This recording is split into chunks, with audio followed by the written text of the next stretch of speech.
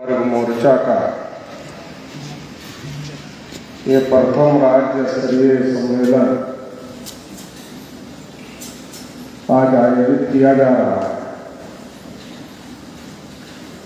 और इस सम्मेलन में जो चर्चा के लिए विषय रखे गए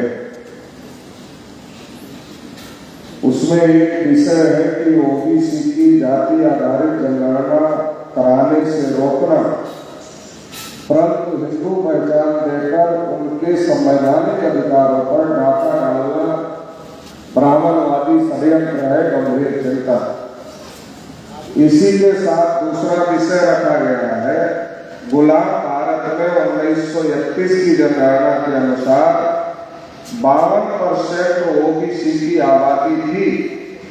आज भारत में ओबीसी संवैधानिक अधिकारों से बाहर क्यों? अनुच्छेद 340 पर चर्चा। तीसरा विषय है, जातीय चेतना के कारण जातीय संगठन बनाने से संवैधानिक अधिकारों को हासिल नहीं किया जा सकता, बल्कि ब्राह्मणवाद का शिकार बनना सुनिश्चित होता है। अधिकारों के लिए सामाजिक चेतना अनिवार्य पूर्व शर्त है। सामाजिक संगठन पर बहस। और चौथा विषय है, देश भर में पिछड़ी जातियों के हजारों संगठन होने के बावजूद राष्ट्रीय पिछड़ा वर्ग मोर्चा की आवश्यकता क्यों? ऐसे कई विषय चर्चा के लिए रखे गए। साथियों, देश भर में राष्ट्रीय पिछड़ा वर्ग मोर्चा के माध्यम से लगातार समाज में जागृति पैदा करने का काम, ओबीसी समाज को संगठित करने का काम और संगठित करके सड़कों पर उतरकर संघर्ष करने का काम निरंतर किया जा रहा है और उसी की कड़ी में यह अधिवेशन लगाया गया। लेकिन इस देश में केवल ओबीसी की ही समस्याएं नहीं, इस देश में चाहे शेड्यूल कास्ट के लोग हो, चाहे शेड्यूल ट्राइब के लोग हो, या फिर ओबीसी समाज के लोग हो, या फिर अलग अलग प्रकार की माइनॉरिटीज के लोग हो, सभी लोगों के ऊपर बड़े पैमाने पर अन्याय और अत्याचार किया जा रहा है। अगर हम शेड्यूल कास्ट की बात करें तो कहीं मूछ रखने की वजह से पीट दिया जाता है, कहीं घोड़ी पर चढ़ने की वजह से हत्या हो जाती है, पीट दिया जाता है, कहीं घड़ा मटका छूकर पानी पीने की वजह से हत्या हो जाती है, और कभी कभी और भी तमाम प्रकार के अन्याय अत्याचार इस समाज की महिलाओं के ऊपर भी होते रहते। अभी मध्य प्रदेश में कुछ दिन पहले आदिवासी बच्चे के मुंह में पेशाब कर दिया गया, आप लोगों ने खबर सुनी हो। रामनाथ कोविंद जी देश के राष्ट्रपति थे, जब पुष्कर के मंदिर में गए तो ब्राह्मणों ने कहा कि कोविंद जी आप देश के राष्ट्रपति हो सकते, मगर भारत के मंदिर के राष्ट्रपति तो हम ब्राह्मण ही होते, इसलिए आपको मंदिर में प्रवेश नहीं दिया जा सकता। कोविंद जी को मंदिर में प्रवेश नहीं दिया। मुर्मू जी देश की राष्ट्रपति, महिला है, आदिवासी समुदाय से है, वो जब मंदिर में गई तो उनको भी अंदर जाने नहीं दिया गया। नए संसद भवन का उद्घाटन होना था, मुर्मू जी के घर से बहुत दूर नया संसद भवन नहीं था कि वो नहीं जा सकती थी, मगर उन्हें बुलाया ही नहीं गया। उनको लेटर लिखकर शुभकामना देना पड़ा नए संसद भवन के उद्घाटन की, क्योंकि बुलाया नहीं। राष्ट्रपति जो देश का प्रथम नागरिक माना जाता है, राष्ट्र के सर्वोच्च पद के ऊपर भी जब हमारा व्यक्ति आसीन हो जाता है, इसके बावजूद भी उन लोगों की निगाह में समानता नहीं आती है और वो हमको उसी दृष्टि से देखते हैं जिस दृष्टि से वो पहले से हजारों साल से देखते आए, लेकिन फिर भी हमको समझ में नहीं आता, फिर भी हम आपस में झगड़ा करने में लग जाते।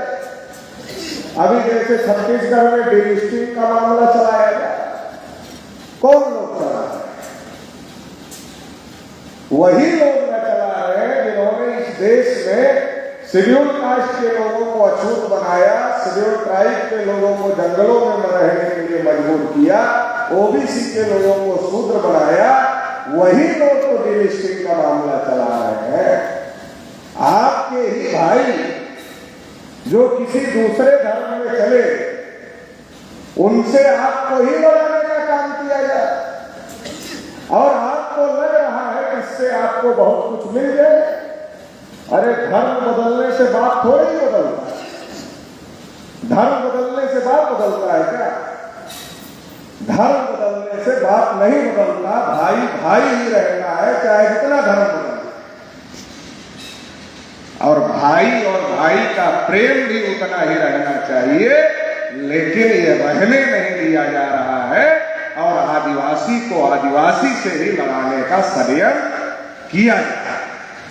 जो हमको मंदिर में नहीं जाने देना चाहते, जो हमारे समाज की राष्ट्रपति को उद्घाटन के लिए बुलाना नहीं चाहते, राष्ट्रपति को मंदिर में नहीं जाने देना चाहते, और जिन लोगों की मानसिकता इतनी दूषित है कि वो मुंह में पेशाब तक कर रहे हैं, ऐसे लोग हमको भड़का रहे हैं और हम भड़क रहे हैं। ऐसे लोग हमको कह रहे हैं तुम हिंदू हो, तुम हमारे साथ रहो, और हम अपने ही भाइयों से उनके कहने की वजह से लड़ने का काम कर रहे हैं। तो हमें समझने की जरूरत है।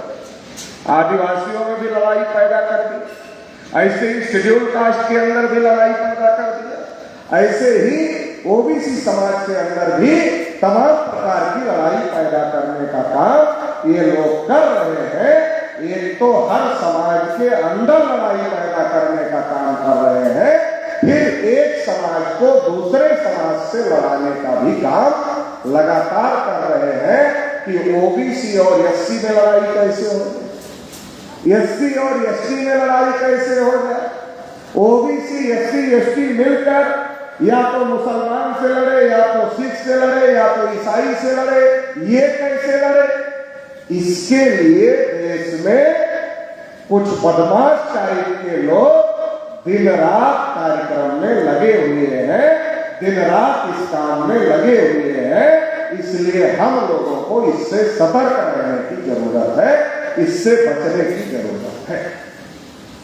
और जब हम इससे बचेंगे तब अपने हक अधिकार को समझ पाएंगे। एक तरफ आपको समझाया जा रहा है, आपको आपके ही भाई से लड़ाया जा रहा है, डिलिस्टिंग के नाम पर लड़ाया जा रहा है, दूसरे नाम पर लड़ाया जा रहा है, किसी जाति को आरक्षण का ज्यादा फायदा मिल गया, किसी जाति को आरक्षण का कम फायदा मिला, इसके नाम पर लड़ाया जा रहा है। ये लड़ाई हर वर्ग में, आदिवासी में भी है, भाई इस जाति को ज्यादा फायदा मिल गया, ओबीसी में भी है, शेड्यूल कास्ट में भी है। इन सब के नाम पर एक तरफ आपको लड़ाया जा रहा है, और दूसरी तरफ जो आपके संवैधानिक हक अधिकार है उसको खत्म किया जा रहा है। अगर आदिवासियों का कस्टमरी लॉ खत्म हो जाएगा तो सबका ना खत्म हो जाएगा।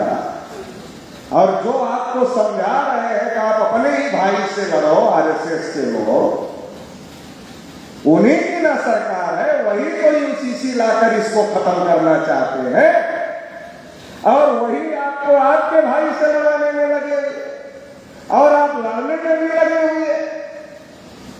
तो हमें समझने की जरूरत है, देश में schedule caste, schedule tribe, OBC और अलग अलग प्रकार के जो माइनॉरिटी है, चाहे वो क्रिश्चियन है, चाहे बुद्धिस्ट है, चाहे सिख है, चाहे ईसाई है, चाहे मुसलमान है, उन सभी को बहुत समझदारी दिखाने की जरूरत है।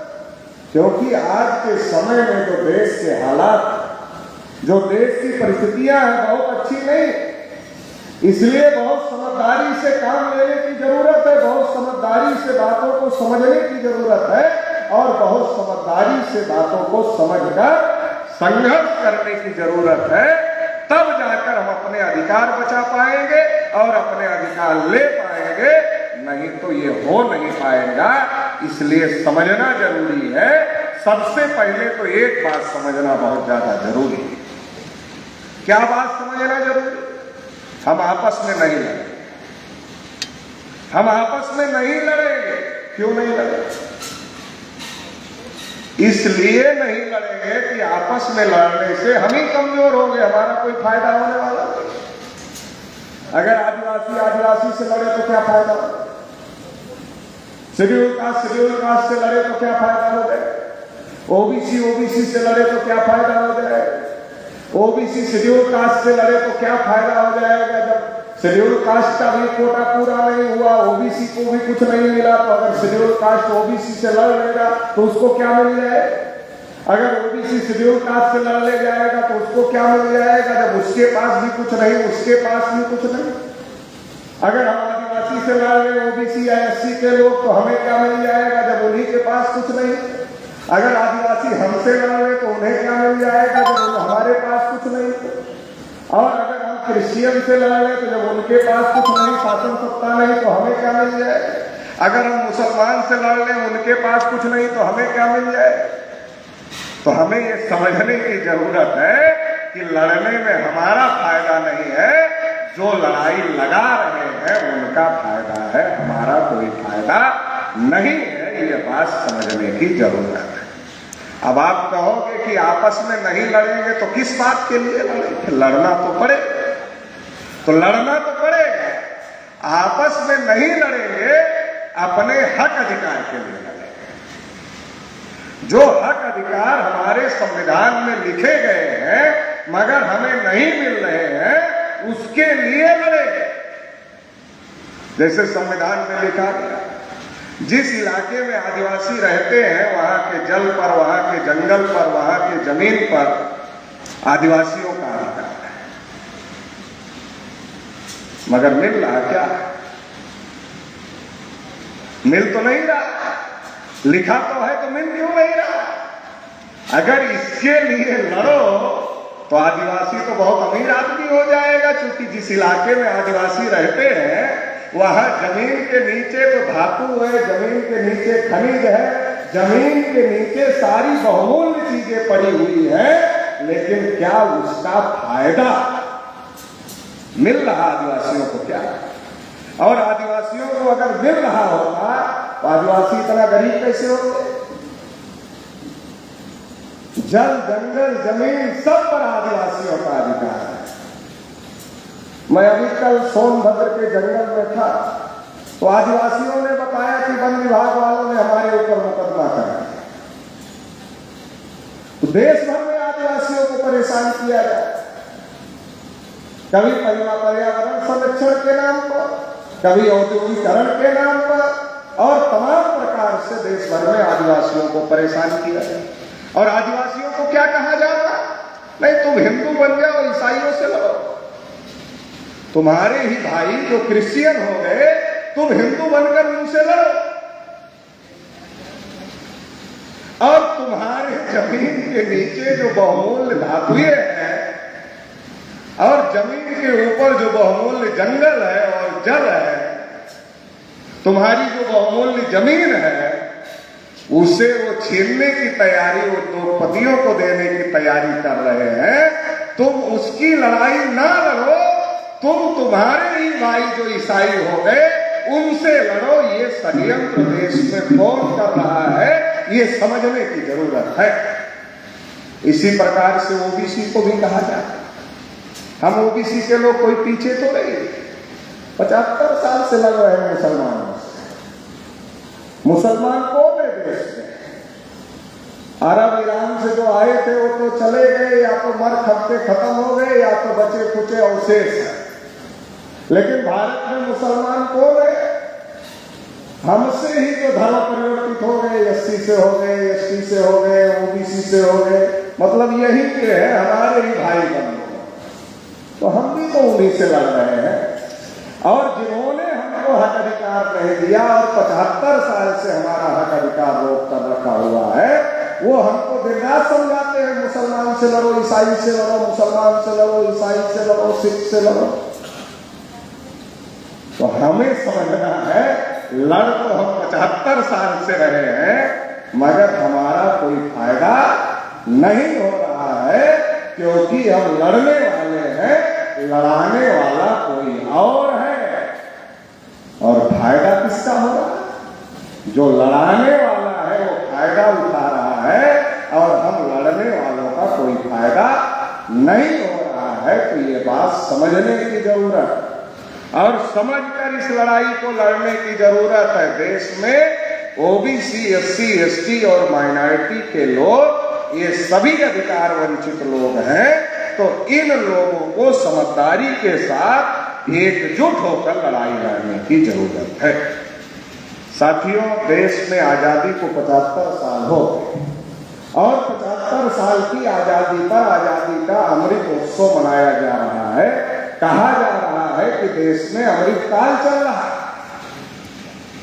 अब हम लोग भी ताली बजा रहे हैं, ओबीसी के लोग भी ताली बजा रहे हैं, एससी के लोग भी ताली बजा रहे हैं, एसटी के लोग भी ताली बजा रहे हैं। आजादी के अमृत उत्सव के नाम पर ओबीसी, एससी, एसटी के लोगों को ताली बजवाई जा रही है।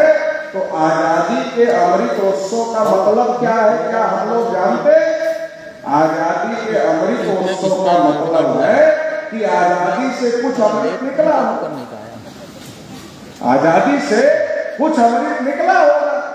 और जो अमृत आजादी के 75 साल में निकला, उसके लिए उत्सव मनाया गया।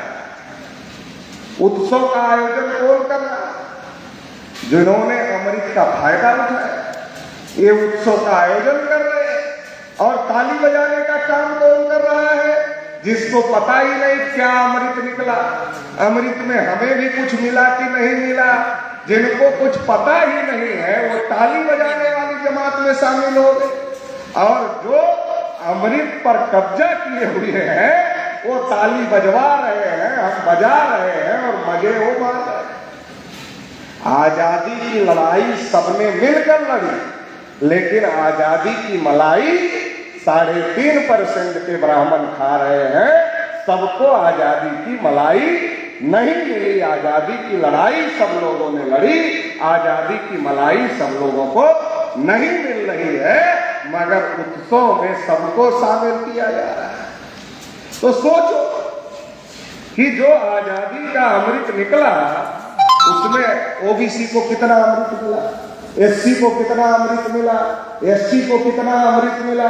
पहले जानकारी ले लो, अगर कुछ मिला हो तो ताली बजा देगा, और नहीं मिला तो काहे के लिए मुफ्त में ताली बजा रहे हो। जैसे देश में आजादी को 75 साल हो गए, जानवरों की गिनती हो गई, कुत्तों की भी गिनती हो गई, हिजड़ों की भी गिनती हो गई, मगर पिछड़ों की नहीं। बहुत सारे पिछड़े वर्ग के लोग मुझसे मिलने के लिए आते, कहते पटेल जी थोड़ा ज्यादा हो जाता है। हमने कहा क्या ज्यादा हो जाता? कहा यही कि जानवरों की हो गई, कुत्तों की हो गई, हिजड़ों की हो गई, मगर पिछड़ों की नहीं हुई तो थोड़ा ज्यादा नहीं हो जाता? थोड़ा ज्यादा बुरा लगता है हम लोगों को। तो हमने कहा अच्छा, तो ये गलत है, हो नहीं गई? कहा हो तो गई, लेकिन थोड़ा सुनने में बहुत बुरा लगता है। तो हमने कहा तो इसका मतलब ठीक ही मैं बोल रहा हूं। तो बोले हम तो बुरा लगता है और आप कह रहे हैं ठीक बोल रहे हैं। तो हमने कहा इसलिए ठीक बोल रहे हैं कि कभी कभी 2-3 महीने के लिए घर में अगर अपनी गाड़ी खड़ी कर दो तो उसकी बैटरी डिस्चार्ज हो जाती है, और फिर 2-3 महीने के बाद अगर सेल्फ लगाओ तो गाड़ी स्टार्ट नहीं होती, क्योंकि बैटरी डिस्चार्ज हो जाती है। फिर क्या करना पड़ता है? फिर 2-4 हट्टे कट्टे नौजवानों को बुलाना पड़ता है और उनको कहना पड़ता है भाई थोड़ा पीछे से धक्का लगा। तो गाड़ी में जब पीछे से धक्का लगता है तो गाड़ी स्टार्ट हो जाती है, और जब स्टार्ट हो जाती है तो बैटरी को चार्ज करने का सिस्टम उस गाड़ी में ही है। गाड़ी चलती रहती है, बैटरी चार्ज होती रहती है, दोबारा धक्का लगाने की जरूरत नहीं पड़ती है। तो हमने कहा जैसे गाड़ी की बैटरी डिस्चार्ज होने के बाद धक्का लगाने की जरूरत पड़ती है, वैसे ही ओबीसी के दिमाग की बैटरी डिस्चार्ज हो गई है, तो उसको भी धक्का लगाने की जरूरत पड़ती है। तो ये जो मैं बोलता हूँ ये धक्का लगाने के लिए बोलता हूँ। जब बुरा लगता है तभी धक्का लगता है, जब तक बुरा नहीं लगेगा तब तक धक्का कैसे लगेगा? जब बुरा लगेगा तभी धक्का लगेगा। तो अगर बुरा लग रहा है तो मतलब धक्का लग रहा है।